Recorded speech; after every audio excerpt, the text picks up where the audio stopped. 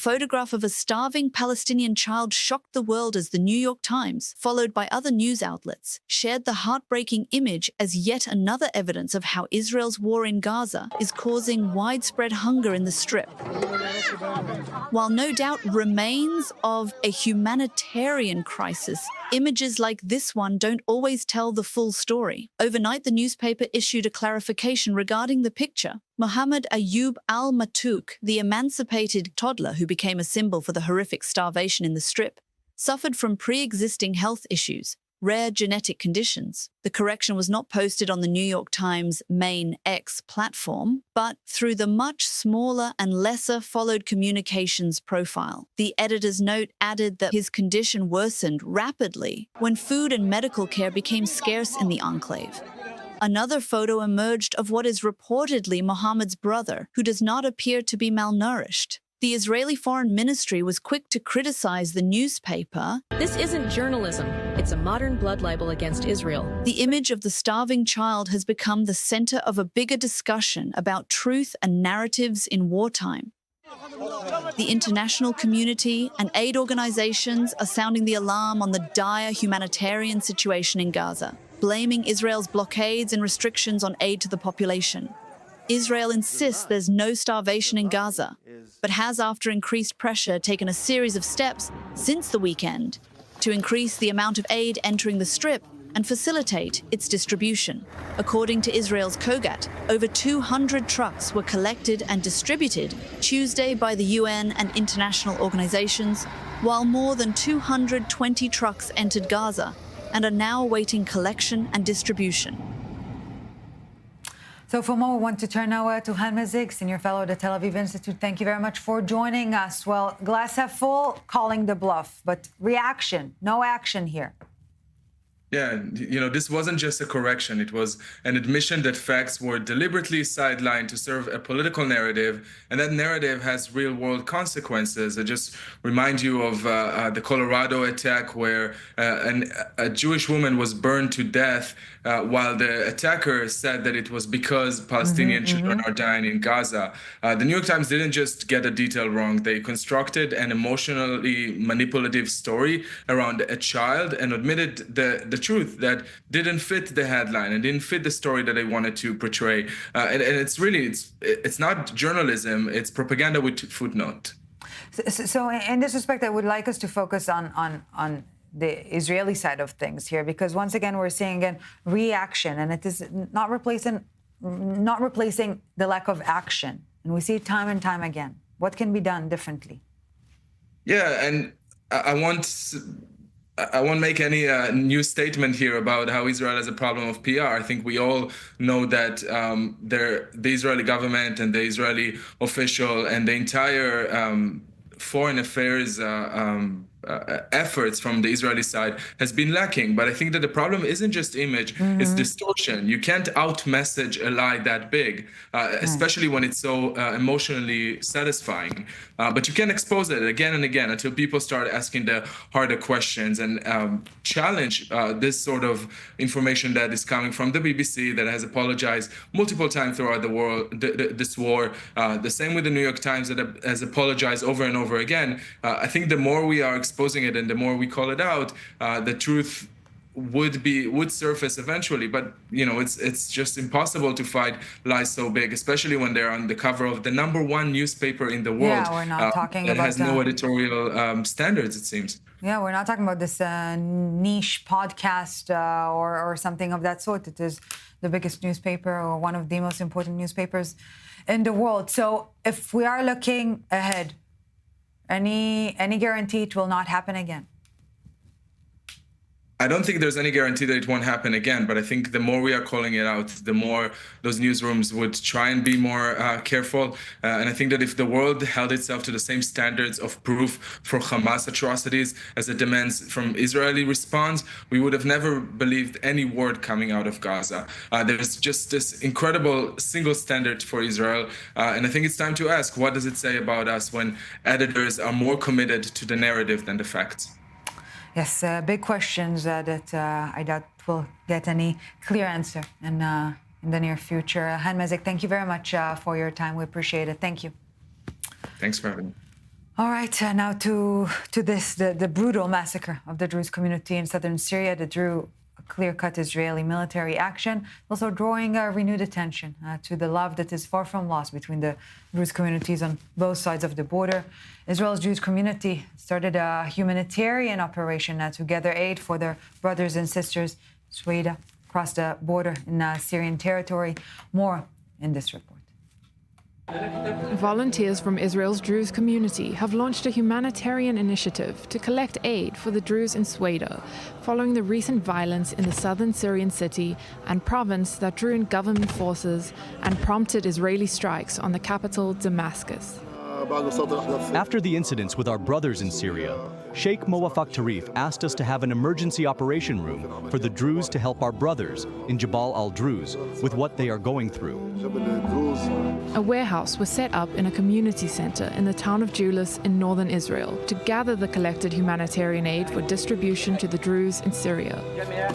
We have gathered more than 70 tons of flour, more than 20 pallets of medical supplies, and more than 7,000 liters of petrol, a large amount of oil, around 10,000 bottles of oil. Shoes, we gathered around 20 pallets. Organizers said the effort aims to deliver food, clothing, and medical supplies to those affected in Syria. The section there is for medicine, medical equipment, logistics. We try to gather information about the number of people injured, devastated, so we can help our brothers with what they are going through. But the volunteers are not just collecting aid. They're also working with the media in an effort to raise awareness.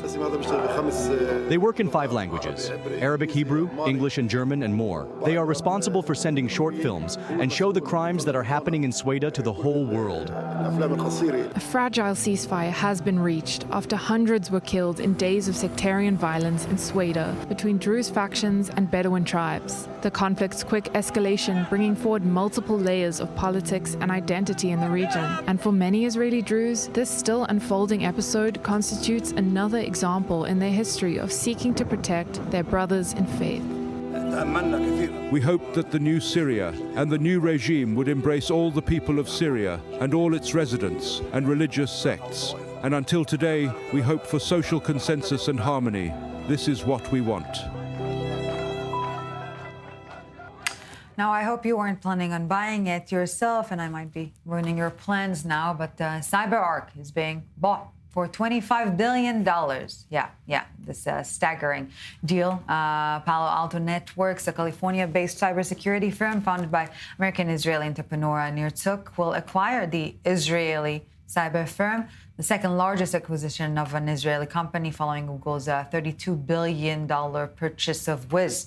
Traded on the Nasdaq Stock Exchange since 2014, CyberArk specializes in identity security to help businesses protect sensitive data and critical infrastructure against external attackers and malicious insiders.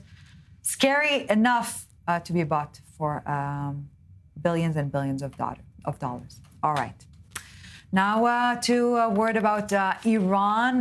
Moscow is warning of a new wave of attacks following the June Israeli-American campaign against Iran's nuclear facilities, and is saying that a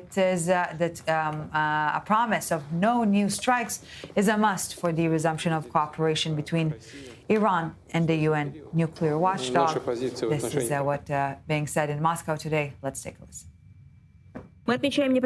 We note unending attempts of politically committed and destructive forces to swing under the invented pretext the situation around Iranian nuclear program and to persuade the whole world in the existence of threat that it allegedly present.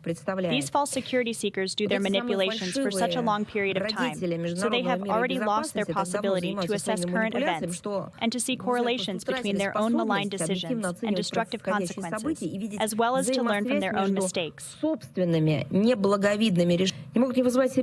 Regularly made threats of new airstrikes on Iran's nuclear facilities cannot but cause concern. Such declarations sounding under the pretext of false care of the non-proliferation of nuclear weapons only bred cynicism. I would like to mark that it is about nuclear weapons that the Islamic Republic of Iran does not have, and that Tehran does not produce, as the International Atomic Energy Agency repeatedly confirmed it. Опять же, неоднократно подтверждало руководство. Changing topics now to the beef that keeps on beefing. U.S. President Donald Trump saying Jeffrey Epstein poached young women from Mar-a-Lago as a claim against him. Well, new questions are now rising, but before we speak, let's take a listen. Yesterday, your falling out with Jeffrey Epstein was over him taking some of the workers from your business.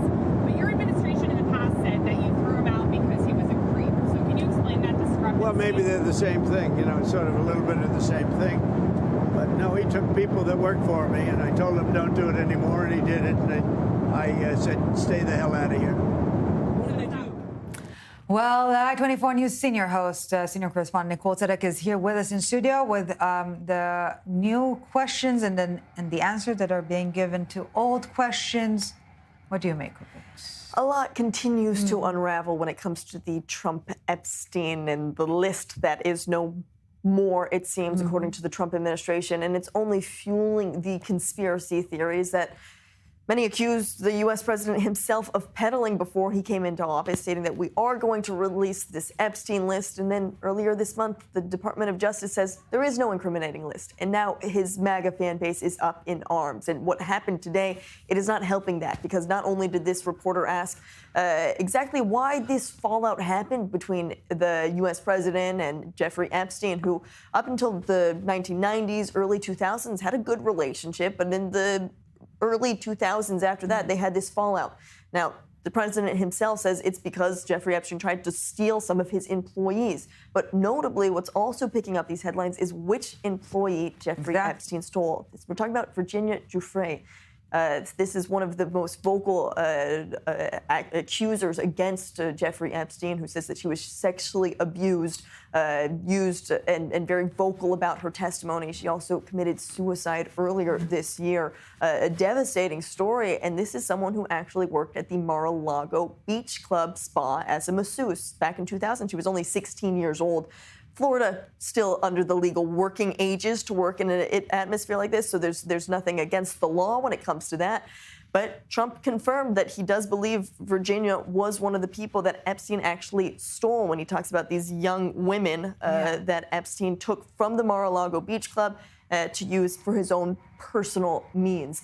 This is raising questions in itself, but it's just the way that the president is handling all of this that is also enraging his base. They're stating that we just want transparency, and every time that the president leaks a little bit more information and tries to cover the up... opposite, yeah. Exactly.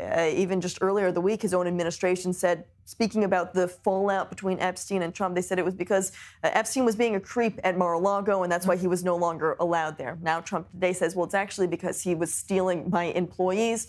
A reporter also asked him, well, what's the difference here? Your Trump administration officials said that it was because he was being a creep. He said, I think these are kind of two in the same, basically the same instances here. And so a lot of questions still remain, Ellie. It's not calming any of the conspiracy theories that are spreading, especially in a lot of the alt-right online memes that had a big fan base for the U.S. president. Contrary, it's like, the Streisand effect. That is, the more you try to censor something, the more hype it gets. So here, it's more or less the same. The more you try to avoid a story, peddling this whole spiral, and it's all staying in the headlines.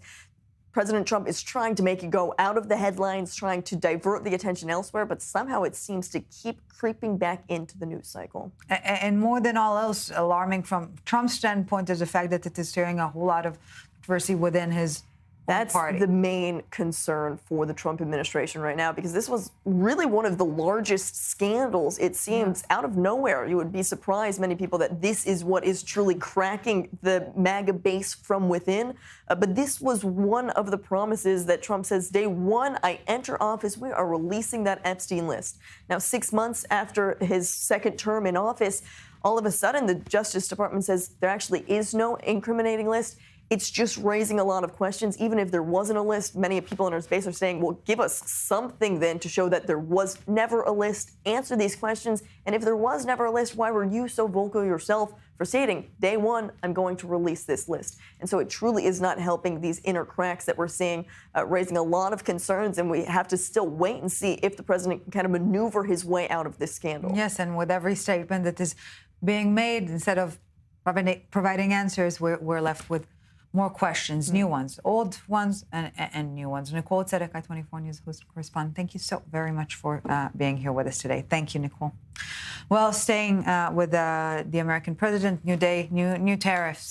Trump is saying he'll impose a 25% tariff on goods from India, plus an additional import tax because of India's purchasing of Russian oil. Trump said on his Truth Social platform that India is our friend, but its tariffs are simply too high, blaming it again on its dealings with Russia that, according to Trump, enabled the war against Ukraine, among other things. And we're seeing this trend, if you will, of using tariffs as some sort of a penalty vis-a-vis American allies. And he's suggesting that this mechanism will be imposed intact as of this coming Friday as part of the launch of his administration's revised tariffs on multiple countries, not just India. This announcement comes after a slew of negotiated trade frameworks with the European Union, Japan, the Philippines, Indonesia, all of which Trump said would open markets for American goods while enabling the U.S. to raise tax rates on imports. Yes. All right. Now to, unfortunately, more anti-Semitism news, but this time perhaps on the bright side, if you will, because it comes with a price. The University of California has agreed to a sweeping settlement in a high-profile lawsuit that accused UCLA, one of 10 campuses in the system, of enabling anti-Semitic discrimination during campus protests back in 2024. The agreement reportedly includes millions of dollars and a permanent court order requiring the university to prevent the exclusion of Jewish students from public spaces. Unfortunate that it needs a court order, but again, bright side makes it clear that anti-Semitism comes with a price. And now to the large-scale tsunami scare that seems to be easing. Tsunami waves reached the coast of Northern California early on Wednesday as authorities downgraded warning levels in Hawaii and Japan, most of California, Washington, Oregon, hours after powerful waves triggered a magnitude 8.8 earthquake in Russia's far eastern Kamchatka Peninsula, hit Pacific coastlines in Asia and North America. Again, the scare was real a few hours ago, but now it seems to be fading away. We're keeping close tabs on this. The prospect of anti-Israel socialist Zoran Mamdani becoming mayor of New York, sending Jewish families, homeowners, and investors into panic. Jews in other major cities in the world are also facing an existential threat now. The prospects of buying a home in Israel is becoming all the more enticing, emotionally, physically, and also financially. And why it could be a financial pull to start the ball rolling now. I-24 News host and correspondent Emily Francis brings us this following report. Free, free! Free, free! From the UK to the Big Apple. Palestine will live forever! Things are turning very sour for Jews around the world. You have to find a group to blame for why things are bad, and Jews are a natural group to blame. That's just been historically the case. And things are not going to be just bad for the Jews, but, you know, we just the first. My friends, we have done it. Yeah! Galina Mordler would know. Raised in New York City, she saw the writing on the wall years ago and decided to jump ship. Born in Moscow, she knows what socialism is. And with the prospect of anti-Semitic, anti-Israel mayoral candidate Zohran Mamdani becoming the next mayor of New York City, it is very concerning. Kinds of things he talks about, abolishing private property, for instance, or socializing stores and free buses. Where's the money for that coming from? So why would companies, organizations, etc., stay in New York? There is a choice to move out. Historically, you can see that every time Israel has been in a war or in some conflict, there's a good window to buy apartments or property in Israel because prices have been kind of stabilized right now or even dipped a little bit. And for the long term, you can always see that after a war, the prices are booming and going up.